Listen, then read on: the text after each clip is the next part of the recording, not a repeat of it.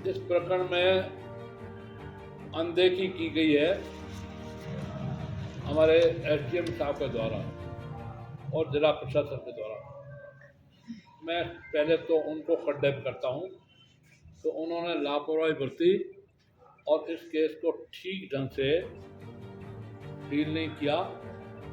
इसके बारे में ठीक ढंग से योजना बना के विस्तार से और उस पर उन्होंने कार्रवाई नहीं की। उनके खिलाफ निंदा प्रस्ताव मैं आपके सामने रखा हूँ। पत्रकार महोदय, बाकी सब बंधु भी सुन रहे हैं।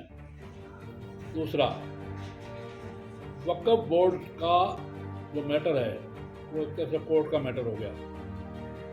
मेरा माननीय न्यायालय डीजे, हाई कोर्ट और सुप्रीम कोर्ट, माननीय उच्चतम न्यायालय पर पूरा भरोसा है।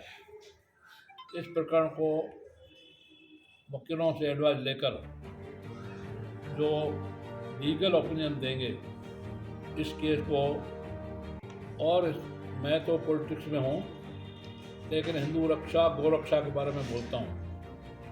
हमारे प्रेम सिंह जी राजावत और विश्वनाथ प्रसाद इस केस को आगे से संभालेंगे, डील करेंगे। और आप लोगों से, नेमाड़ा वासियों से, आसपास गांवों को लेकर अपनी बड़ी नहीं, एक 11 लोगों की कमेटी बनाए जो इस प्रकरण को, इस केस को ठीक ढंग से डील करें। इस विषय में मेरा ये कहना है। देश में वक्फ बोर्ड का वैसे तो 1,47,000 कुछ एकड़ जमीन और वास्तव में 2 लाख एकड़ से ज़्यादा जमीन पर वक्फ बोर्ड का कब्जा है। और दुर्भाग्य से नेहरू परिवार जो मूलतः मुस्लिम परस्त था और है, वक्फ बोर्ड को बनाने वाली श्रीमती इंदिरा गांधी, मैडम तानाशाह श्रीमती इंदिरा गांधी, और मुस्लिम पर्सनल लॉ को बनाने वाली भी श्रीमती इंदिरा गांधी। मैं तारीख और सन इसलिए नहीं बोलूँगा, समय लगेगा। पत्रकार बंधुओं, इस संबंध में थोड़ा 1 मिनट लूँगा। 3100 वर्ष पहले पूरे वर्ल्ड में इस पृथ्वी पर सिर्फ सनातन धर्म ही था, न जैन था न बौद्ध था। भारत में ही इस समय छोटे बड़े 5000 लिंगायत और शिव लिंगायत में है, चारों जैन की पहाड़ियों की जो मत है उनमें।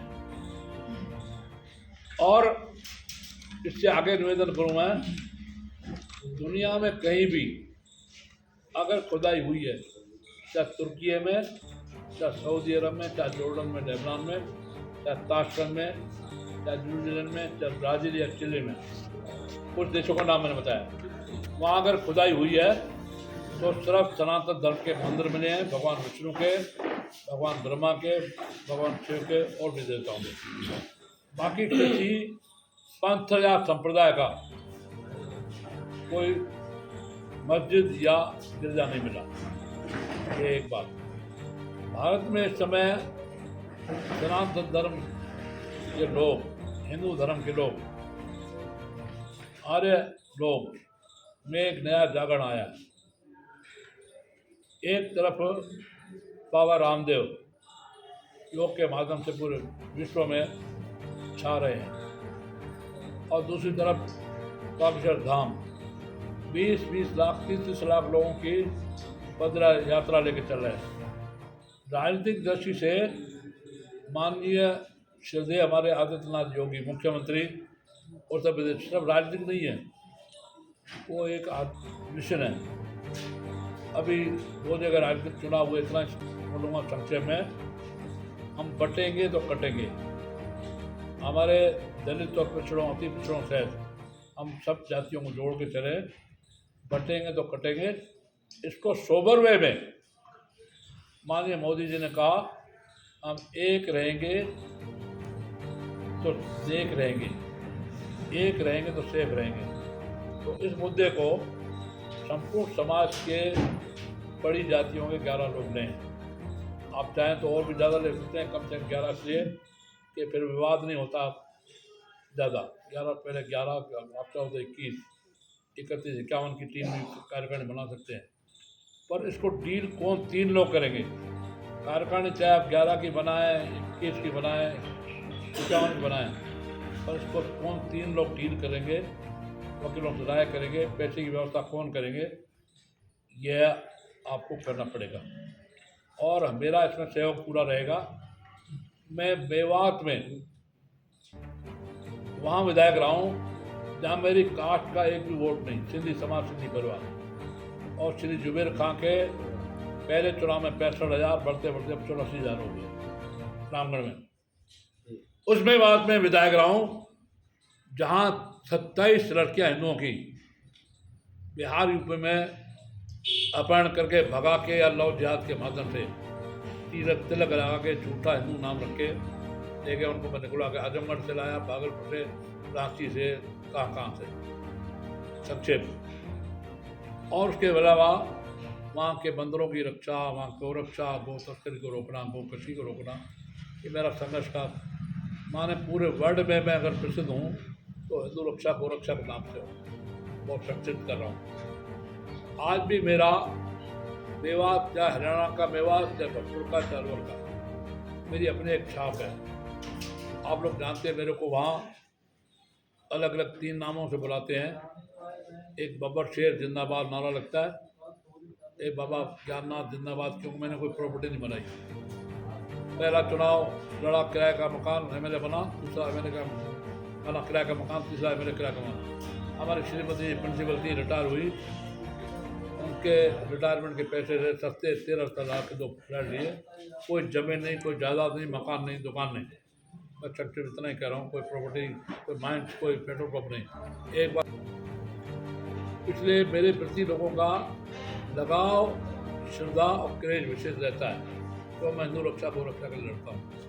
और सहयोग मिलता है राष्ट्रीय स्वयंसेवक संघ सहित हिंदू संगठनों, और सहयोग मिलता है हमारे बजरंग दल, विश्व परिषद का विशेष। तो इसलिए इस मामले को हम ऊपर तक ले जाएंगे और निश्चित से माननीय न्यायालयों के प्रति मेरा एक विश्वास है कि हम लोग जीत करके आएंगे, क्योंकि बिल्कुल गलत पैरवी की गई है और गलत ढंग से डील किया गया है। इसलिए इस संबंध में मैं इतना ही कहना चाहता हूँ। इसके अलावा संभल में या अजमेर में जगह जगह जो चल रहा है, इस समय हिंदू मंदिर थे, वो हिंदू मंदिर फिर बनेंगे। पहले 3 मंदिर, काशी विश्वनाथ, राम जन्मभूमि, मथुरा। राम जन्मभूमि मुक्त होकर के मंदिर बन गया, अभी और बकाया बन रहा है। काशी विश्वनाथ का भी लगभग माननीय न्यायालयों का हमारे को पूरा विश्वास है, मथुरा का भी। अजमेर 2.5 दिन का झोपड़ा या चिश्ती की दरगाह, ये मंदिर ही थे, 6 मंदिर थे।